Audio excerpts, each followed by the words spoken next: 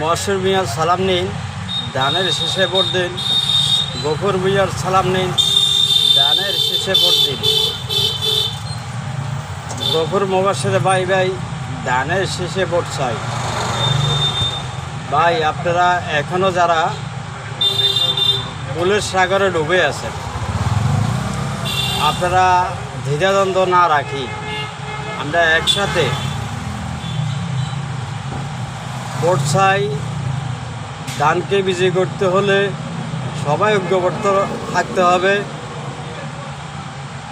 একসাথে নামি আমরা সবাই